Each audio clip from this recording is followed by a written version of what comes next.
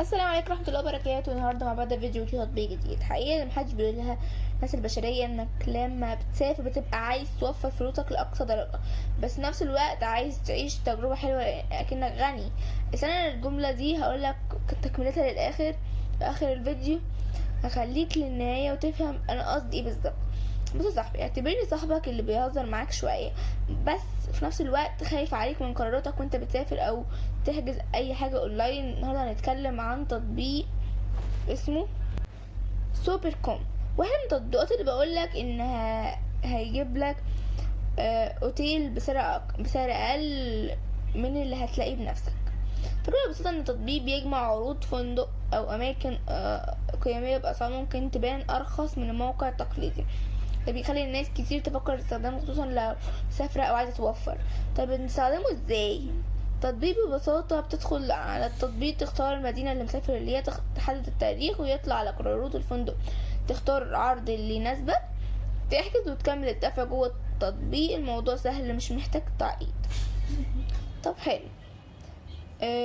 طب فين الحلو بقى؟ الحلو ان ممكن يديك اسعار كويسة جدا مقارنة ببعض المواقع تانية، واجهة استخدام بسيطة، وكمان بيعرض لك اختيارات بسرعة بدل ما تلف على كذا موقع. بس خليني اقول لك كصاحب ليك، اللي بيقول لك على المستخدمين نفسهم بيقولوا في الناس على بلاي ستور شايفة ان التطبيق فعلا بيوفر فلوس، بيجيب عروض حلوة. وناس تانية بتشتكي من اختلاف الأسعار أحيانا، أو إن الخدمة للعملاء مش دايما سريعة في الرد. وكمان موضوع الثقة في العرض نفسه يخلي بعض الناس مترددة. خلينا نتكلم بواقعية شوية. تطبيق سفر أو حجز فندق لازم تكون واخد بالك منه، لأن الأسعار ممكن تتغير بسرعة، والعروض ممكن دايما ثابتة. ما ينفعش تعتمد على كحل واحد وانت مسافر. طيب هل هو مفيد؟ مفيد جدا لو بتستخدمه بذكاء، يعني تقارن بينه وبين موقع تاني، ما تستعجلش في الحجز، وتفهم الشروط كويس جدا. وده اللي ناس كتير بتقف فيه.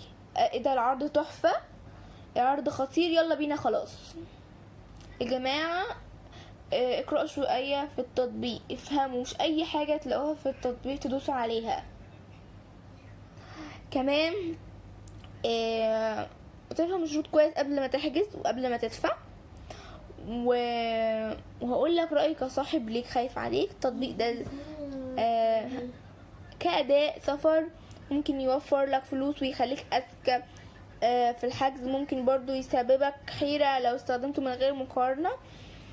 وهنا نرجع للجملة اللي بدأت بيها الفيديو، الحقيقة اللي محدش بيقولها لك، نفس البشرية، انك لما بتسافر بتبقى عايز توفر فلوسك لأقصى درجة، بس في نفس الوقت عايز تعيش وتجرب وكأنك غني. الحل مش انك تدور على ارخص حاجة ولا حاجة، الحل انك تكون ذكي في اختيار. لو ده عجبك وحسيت ان عايز تفهم التطبيقات من منظورة بسيطة من غير دعاية، اعمل لايك وشارك في القناة، وخليك دايما مسافر بعقلك قبل ما تسافر بجوزك. سلام.